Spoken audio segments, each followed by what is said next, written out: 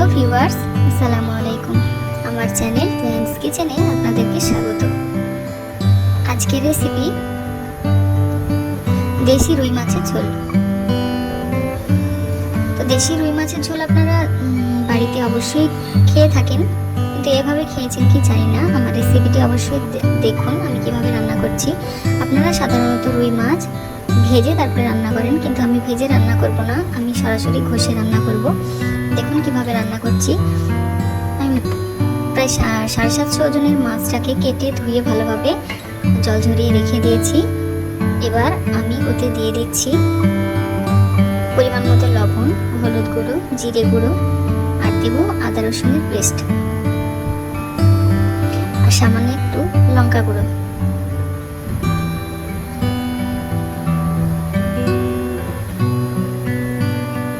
মানে আমি সব মশলাগুলো আগেই দিয়ে দিচ্ছি। আপনারা তো ভেজে রান্না করার পরে যখন মানে ঝোলটা করেন তখন দিন, কিন্তু আমি তখন দিচ্ছি না, আমি তার আগেই দিয়ে দিচ্ছি। সব কিছু দিয়ে এবার মাছটাকে ভালোভাবে মাখিয়ে নিচ্ছি।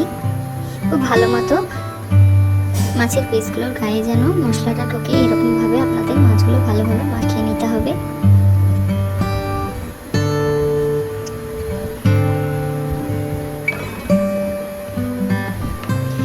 মাছগুলো ভালোভাবে মাখানো হয়ে গিয়েছে। এবার কি করতে হবে, এবার উনানের ওপর আপনাদের একটা কড়াই বসিয়ে দিয়ে কড়াইটিকে খুব ভালোভাবে গরম করে নিতে হবে।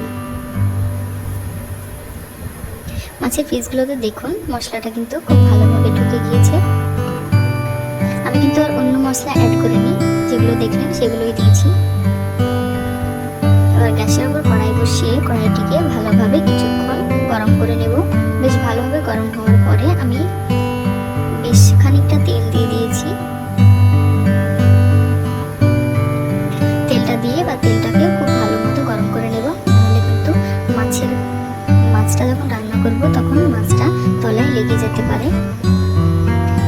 এবার তেলটা ভালোভাবে গরম হয়ে আসলে আমি দিয়ে দিচ্ছি খুব বেশি পরিমাণে কেটে রাখা পেঁয়াজ, লঙ্কা দিচ্ছি, কাঁচা লঙ্কা খুব বেশি দিচ্ছি না, কারণ আগে আমি শুকনো লঙ্কার গুঁড়ো দিয়েছিলাম।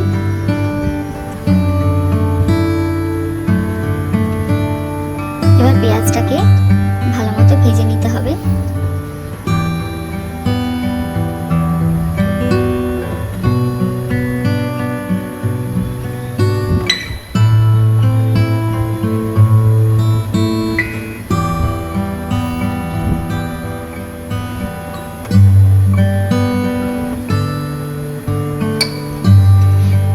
পেঁয়াজটা হালকা ভেজে আসলে আমি দিয়ে দিচ্ছি সামান্য পরিমাণে চিনি, কারণ চিনি দিলে আপনারা সবাই জানেন কালারটা একটু বেশি ভালো হয়। প্রথমে আমি মাছের মাথাগুলোকে দিয়ে দিচ্ছি। মাছের মাথাগুলো একটু ভেজে নেব, সামান্য পরিমাণে একটু ভেজে নিলেই হবে, কারণ মাছের মাথাগুলো আমরা সবাই জানি বেশ বড় হওয়ার কারণে মাছের মাথার ভেতরে মশলাগুলো ঠিক মতো ঢুকতে পারে না।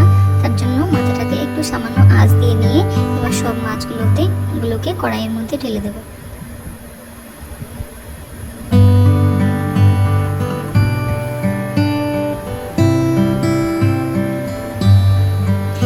সবগুলো মশলা মাখানো মাছ আমি একে একে তেলের উপর দিয়ে দিচ্ছি। সবগুলো মাছ ভালোভাবে দিয়ে দিয়েছি।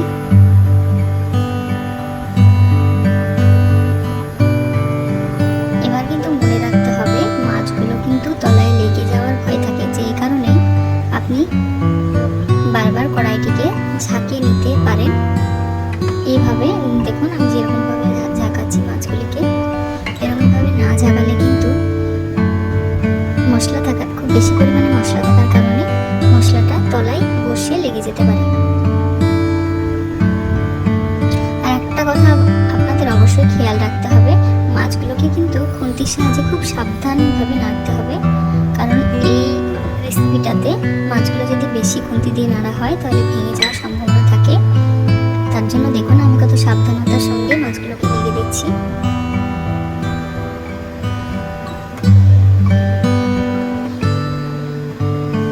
এই অবস্থাতে মাছগুলোকে তেলের সঙ্গে একটু ভালোভাবে মিশিয়ে নিলেই চলবে।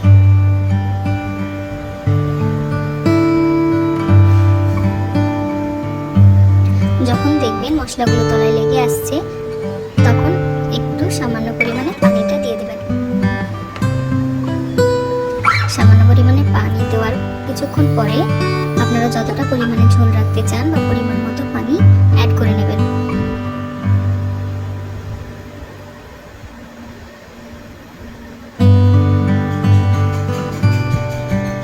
খুন্তি দিয়ে খুব সাবধানতার সঙ্গে আরেকটু নাড়িয়ে দেবেন।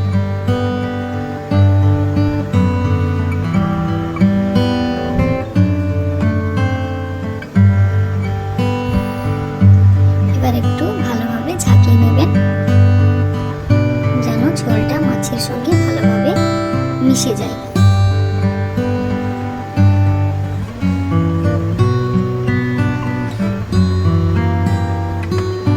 থেকে থেকে মাছের মধ্যে খুন্তি দিয়ে হালকা করে নেড়ে দিতে হবে। খুব বেশি পরিমাণে জোর করে নাড়ানো যাবে না, কারণ বেশি পরিমাণে জোর করে নাড়ালে মাছটা ভেঙে যেতে পারে।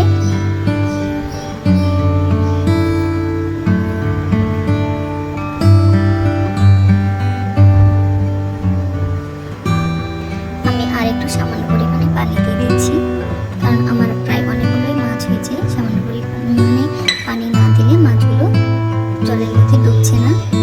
জলের মধ্যে না ডুবলে কিন্তু মাছগুলোর ভেতরে সেরকম মশলা ঢুকবে না। এবার আমি মাছের যে তেলটা হয়েছিল সেটা আমি এক সাইডে রেখে দিলাম। এবার আমি এটাকে ঢাকা দিয়ে রেখে দেব।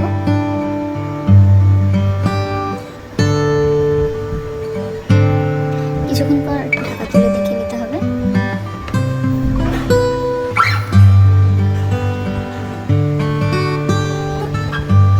মাথাগুলোকে একটু উল্টে দিচ্ছি, কারণ মাথার এক সাইডে ঝোলটা ভালো করে ঢুকলেও অন্য সাইডে কিন্তু ঢুকছে না। আবারও ঢেকে দিয়েছিলাম, ঢাকা তুলে দেখে নিচ্ছি। আপনারা কতটা পরিমাণে ঝোল রাখতে চান সেটা অবশ্যই লক্ষ্য রাখবেন, কারণ যতটা পরিমাণে ঝোল রাখতে চান তাতে একটু বেশি রাখবেন, কারণ রান্না হয়ে যাওয়ার পরে কিন্তু ঝোলটা অনেকটা শুষে নেবে।